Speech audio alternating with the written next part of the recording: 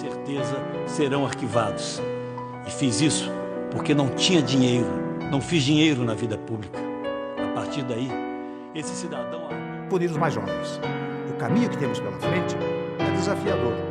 Conforta-nos, entretanto, saber que o pior já passou.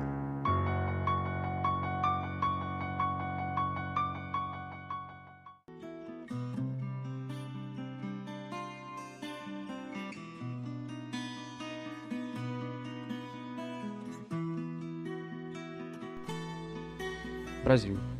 O país da América Latina, colonizado por Portugal e o quinto maior país em extensão territorial, é um retrato de uma pluralidade de culturas que se unificaram para a formação do pensamento social que nele hoje existe.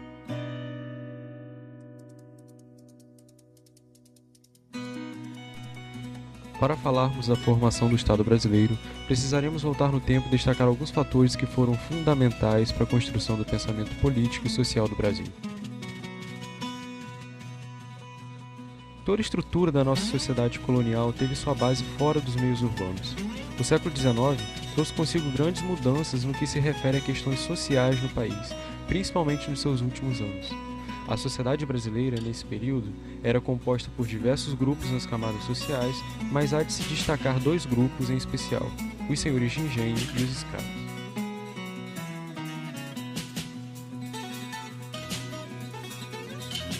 Grande parte da mão de obra escrava era empregada nas plantações de cana-de-açúcar e de café.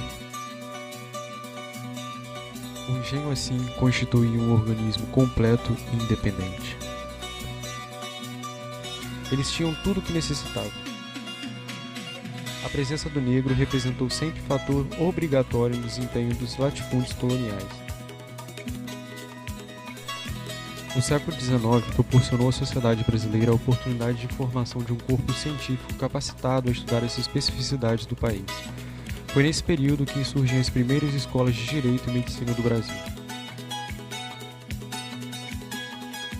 No que se refere à Faculdade de Direito, o objetivo era que se constituísse no país uma elite de letrados que pudessem definir uma nova imagem no Brasil, além de dar a ele a formulação de novas leis e uma nova consciência política. As cidades escolhidas para sediarem as primeiras faculdades de Direito foram Olinda, que representava a região norte, posteriormente tendo a sua sede transferida para Pernambuco, e a cidade de São Paulo, representando a região sul do país. Enquanto Pernambuco possuía um curso mais voltado para a área de antropologia criminal, São Paulo formava bacharéis com especialização na área de direito civil. Dessa forma, enquanto a primeira estava com a sua atenção voltada à formação de cientistas, a segunda formava políticos e burocratas do Estado.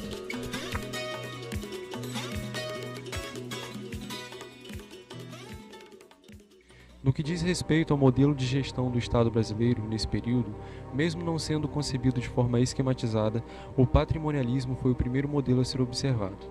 Nele, a distinção de bens públicos e privados não existia. Os governantes consideravam o Estado como seu patrimônio, havendo uma total confusão entre o que era público e o que era privado. A civilização de raízes rurais começa a apresentar um quadro familiar de senhores de engenho tão poderoso e exigente que sua sombra persegue os indivíduos mesmo fora do recinto doméstico. Para eles, a entidade privada precede sempre a entidade pública. Há uma invasão do público pelo privado, do Estado pela família.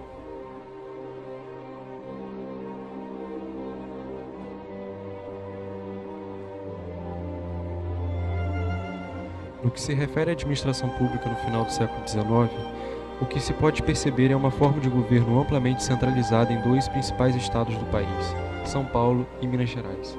A centralização política acarretou problemas de desigualdades econômicas ainda mais acentuadas em outros estados que ficaram por fora da política do café com leite. O Nordeste, por exemplo, passou a assumir um papel de dispersor de população nesse período. Dispersão essa causada em função da carência de infraestrutura e de projetos de desenvolvimento que incluíssem as camadas mais populares. Tal situação agravava-se ainda mais devido a grandes secas e também a uma intensa concentração fundiária.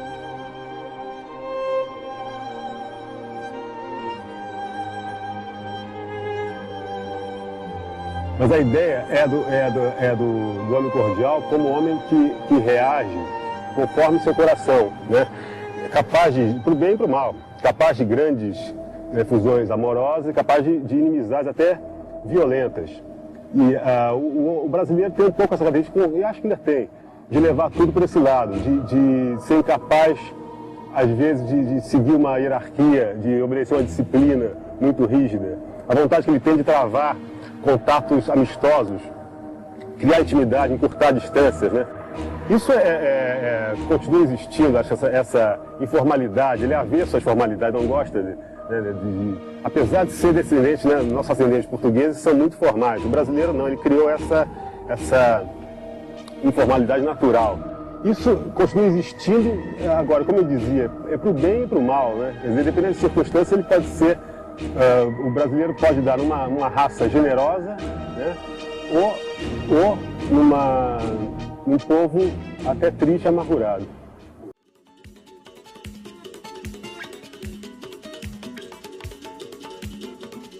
O homem parentético é o homem que atua integralmente as dimensões humanas. O homem parentético de Guerreiro Ramos examina a vida social como um espectador, buscando abster-se de juízos, separando-se de circunstâncias internas e externas para poder ampliar a sua compreensão do meio social e organizacional.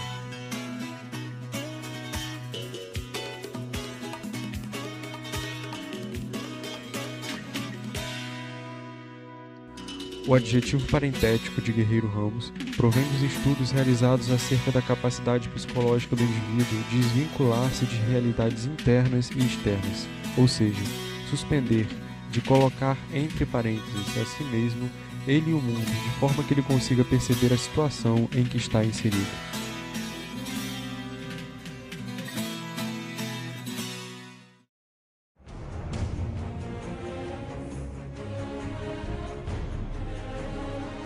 Alguns dos representantes atuais da população brasileira são, de forma bem clara, reflexo de problemas sociais históricos enfrentados pela gestão pública do país.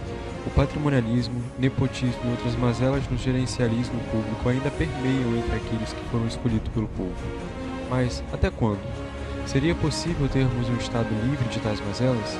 Eis que o povo passa a assumir um papel fundamental na sociedade para mudar o curso da história, e as ciências sociais para estudar todas essas mudanças em prol do desenvolvimento do país.